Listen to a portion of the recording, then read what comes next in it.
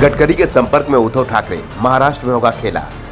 संजय राउत ने की गडकरी की तारीफ, कहा भविष्य के लीडर। लोकसभा चुनाव के बाद स्थिति को लेकर अभी से शुरू हुई तैयारी। बीजेपी एक बार पीएम मोदी के नेतृत्व में ही लोकसभा चुनाव लड़ेगी। अगर एनडीए को बहुमत मिला तो नरेंद्र मोदी ही पीएम बनेंगे, लेकिन एनडीए बहुमत के पार नहीं जा पाया और इस बार कुछ सीटों से पीछे छूट गया, तो उस कमी को पूरा करने की तैयारी शुरू हो गई है। दावा किया जा रहा है कि उद्धव ठाकरे हिंदुत्व की राजनीति के चलते ज्यादा समय तक इंडिया गठबंधन में नहीं रह पाएंगे। उद्धव की नाराजगी पीएम मोदी और गृह मंत्री अमित शाह से है और ये दोनों ही नेता अगर बीजेपी में किनारे हो जाएंगे तो उद्धव भी एनडीए में आ जाएंगे। दावा किया जा रहा है कि उद्धव नितिन गडकरी के संपर्क में है। वैसे दोनों नेताओं के बीच बहुत पहले से ही रिश्ते काफी अच्छे रहे हैं। उद्धव ठाकरे ने बीजेपी पर दबाव भी बनाया था कि अगर फडणवीस की जगह नितिन गडकरी को पार्टी सीएम बनाती है तो दोनों के रिश्ते अच्छे हो सकते हैं, लेकिन बीजेपी हाईकमान देवेंद्र फडणवीस के नाम पर अड़ा हुआ था और अब उद्धव और गडकरी के बीच के रिश्ते को लेकर संजय राउत का भी बयान आ गया है। संजय राउत ने कहा, केंद्रीय मंत्रियों में केवल नितिन गडकरी के कामकाज का ही प्रदर्शन धरातल पर दिखाई दे रहा है। गडकरी भविष्य के नेता है।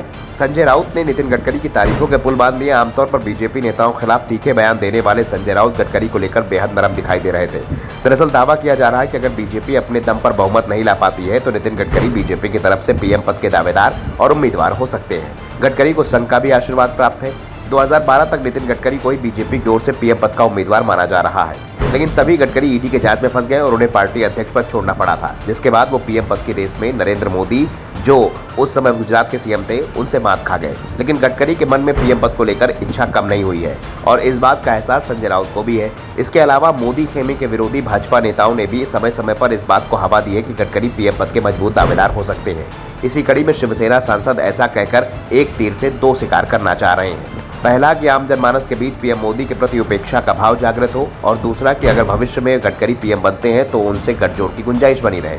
दरअसल दावा किया जा रहा है कि इस समय शिवसेना में हुई टूट के चलते लोगों में उद्धव ठाकरे को लेकर सहानुभूति है, लेकिन कांग्रेस के साथ गठबंधन के चलते उनके सामने भविष्य में कई तरह की परेशानियां आ सकती हैं, खासतौर पर उस सूरत में जब महाराष्ट्र में कांग्रेस का सीएम होगा। साथ ही अगर केंद्र में इंडिया गठबंधन की सरकार बनती है तो साफ है कि उस सरकार की नीतियों के साथ शिवसेना यूबीटी कदम ताल नहीं कर पाएगी।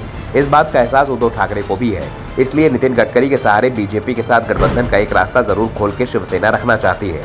लेकिन ये बात भी साफ है कि मोदी शाह की बीजेपी के साथ उद्धव ठाकरे किसी तरह कोई समझौता नहीं करेंगे और ना ही वो एकनाथ शिंदे को पार्टी में वापस लेंगे। वैसे उद्धव ठाकरे ये बात जरूर साफ कर चुके हैं कि शिंदे के अलावा दूसरे नेता अगर वापसी करना चाहते हैं तो उनके नाम पर विचार किया जा सकता है, लेकिन ये भी साफ है कि शिवसेना और बीजेपी के बीच रिश्ते कैसे होंगे ये सब लोकसभा चुनाव के परिणाम ही तय करेंगे। अगर पीएम मोदी मजबूत बने रहते हैं तो फिर शिवसेना यूबीटी ही नहीं, विपक्ष के दूसरे दलों के लिए भी आने वाला समय मुश्किल भरा हो सकता है। Bureau report, the Dhakad news.